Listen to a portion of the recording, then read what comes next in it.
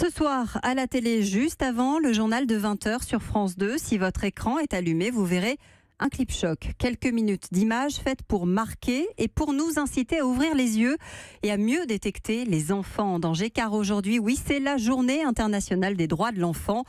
Bonjour Violaine Blin. Bonjour. Merci d'être avec nous sur Europe 1. Vous êtes la directrice générale du groupement d'intérêt public de l'enfance en danger et du 119, le numéro d'appel d'enfants en danger. Ce clip, dites-moi, c'est un moyen de nous dire que ce n'est pas parce que la porte est fermée juste à côté de chez nous qu'il faut faire mine de ne pas entendre ou de ne pas voir ? Oui, c'est aussi une façon de dire que finalement cette question de la maltraitance, elle se situe dans tous les milieux sociaux. On voit différents types de logements à différentes heures du jour et de la nuit. Et j'allais dire qu'elle est parmi nous finalement. Et effectivement, on ne la voit pas forcément comme on devrait. Et on jette parfois peut-être un voile aussi sur ces questions. Vous avez reçu, je crois, 470 000 coups de fil l'année dernière. La plupart du temps, ce sont justement des voisins, mais aussi des enseignants ou des médecins qui vous alertent. Oui, tout à fait. Alors, la majeure partie de nos appels, il faut quand même le dire, c'est essentiellement quand même la famille proche, l'entourage, les parents, même parfois qui peuvent être en difficulté avec leurs propres enfants.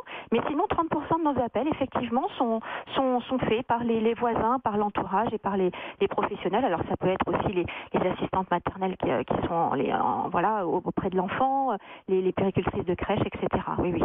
Est-ce que vous pensez, Violaine Blin, qu'un clip financé justement par le gouvernement et une campagne qui va avec, ça peut réveiller les consciences ?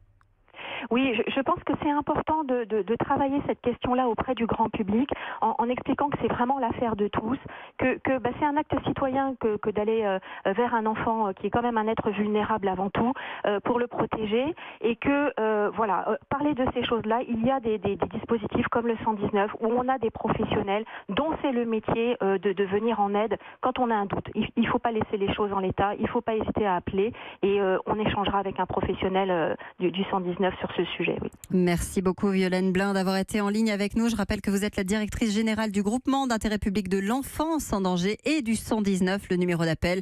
Sachez aussi que la ministre des Solidarités et de la Santé donnera d'ici ce soir les grandes orientations de sa stratégie pour mieux détecter les enfants en danger avant un plan qui suivra dans les mois qui viennent. Il est